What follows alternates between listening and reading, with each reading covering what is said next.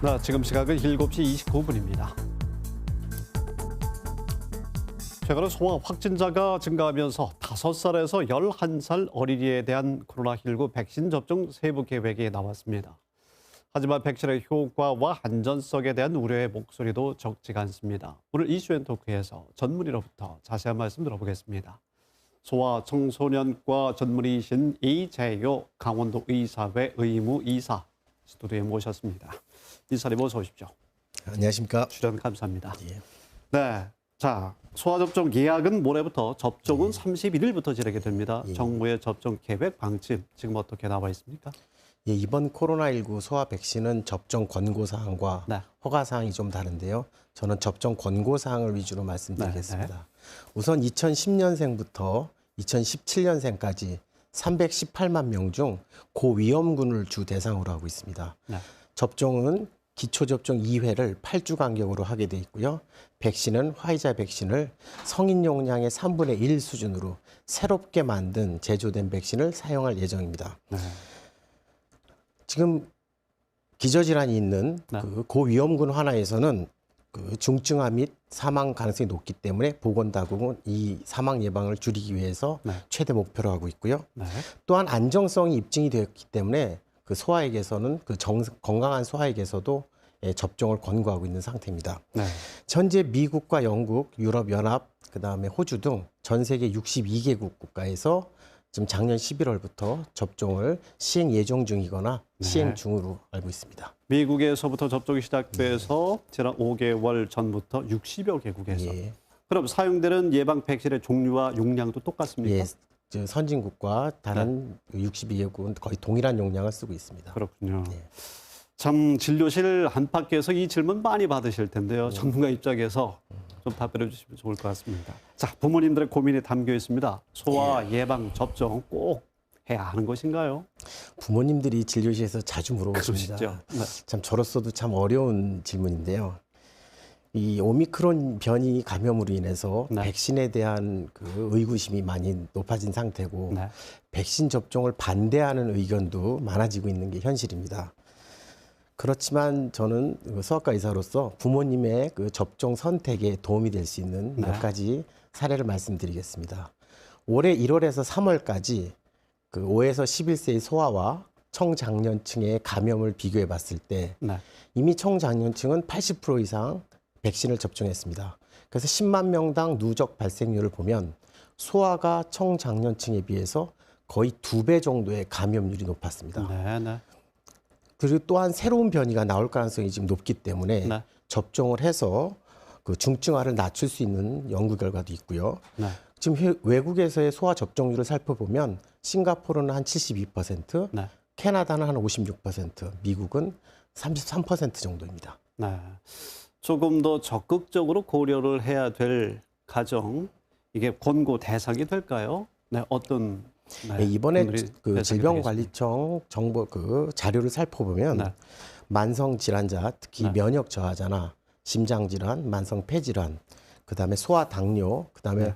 복지시설에서 거주 중인 기저질환을 가진 소아가 주 대상입니다. 네. 그 이 소아들은 그 감염 시 중증으로 갈 가능성이 높기 때문에 반드시 접종을 하기를 권하고 있고요. 네. 또한 안정성이 확보되었기 때문에 건강한 소아에게서도 그 기본 접종을 권유하고 있습니다. 자율적으로. 네. 네. 그러나 이런 정보가 아직 우리 그 부모님들한테 없기 때문에 네. 우리 부모님들은 외국 접종 그 통계 자료를 조금 꼼꼼하게 살펴보시는 것도 네. 접종 선택에 도움이 될 거라 생각하고요. 네. 다만 접종을 하지 않았다고 해서 그 소아나 그 보호자들에게 사회적인 불이익이나 차별은 없어야 할 것입니다. 그렇습니다. 중요한 부분이죠. 예. 자, 방역 당국에서는 나름대로의 데이터도 지금 쌓여 있는 것을 근거로 해서 예. 결정한 것인데요. 그래도 부모님들은 안전성이 어느 정도 확보될까? 그리고 소아의 경우에는 나타나더라도 감염돼도 증상은 심하지 않다고 하는데 이에 대해서는 전문가로서는 어떻게 그래, 지금까지 접종되었던 여러 백신들이 있었는데 이번 오미크론 변이 감염에는 사실상 감염률에는 큰 도움이 되지 않았던 것은 사실입니다. 그 이유는 감염을 일으키는 그 백신, 그 바이러스의 그 스파이크 단백질이 델타 변이보다 2배 이상 많아서 네. 그 면역 회피성이 강했던 것이고요.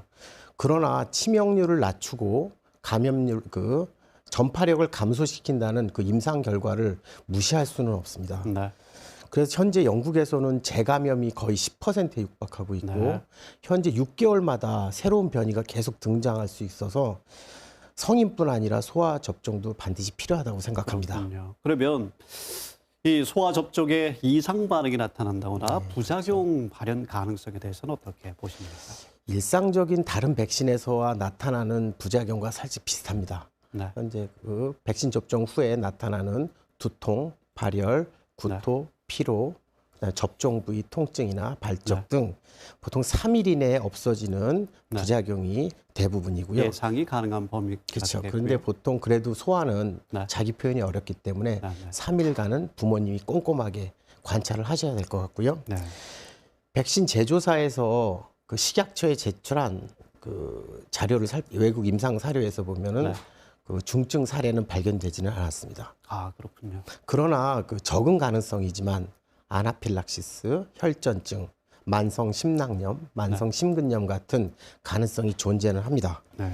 그렇기 때문에 접종 후에 호흡곤란, 가슴 통증, 호흡시 불편함, 실신 이런 것들이 생긴다면 119에 도움을 받아서 의사 선생님의 진료를 받고 조기 치료를 한다면 큰 문제 없이 회복될 수 있습니다. 지금까지 5개월 동안 세계 60여 개 나라에서 소아 접촉으로 인한 중대 이상 사례는 없다는 말씀이신 거죠? 예, 근데 그것은 그 백신 제조사가 제출한 자료입니다. 알겠습니다. 끝으로요, 이 간단하게 집안에서 소아 확진자가 나왔을 때 부모님들이 어떻게 해야 하는지 간단히 좀 도움하시면 됩니다. 지금 확진자가 너무 많기 때문에 재택 치료를 위주로 하고 있습니다. 근데 이 재택 치료는 의사 입장에서 보면은 환자 관리가 굉장히 어렵습니다. 특히 요새는 가족 감염이 많아서 그 어린아이와 그 부모님이 한꺼번에 동시 감염돼서 격리를 할 수밖에 없는 상황이 됐고요. 그래서 격리부터 해제까지 일주일간 병원을 가기 어렵기 때문에 전화 처방에 기대를 할 수밖에 없습니다. 그래서 우선 확진이 된다면 우선 비대면 진료를 신청하고 증상을 꼼꼼하게 관찰하고 그걸 의사 선생님과 상담을 해서 처방을 받은 후 처방약을 먹이다가 증상이 악화된다면 보건소 측이나 의사 선생님 다시 상담을 해서 대면 진료를 신청해서 입원 여부를 결정해야 되는 것이 가장 중요하다고 생각합니다. 알겠습니다. 그리고 그 소아과 의사로서의 작은 소망이 있다면 이렇게 갑자기 악화된 그 환자들이 소아 환자들이 조금 우선 치료를 받을 수 있게 패스트 트랙을 만들어 주셨으면 하는 바람입니다. 알겠습니다. 이재효 이사님 오늘 도움 말씀 대단히 감사합니다. 네, 감사합니다.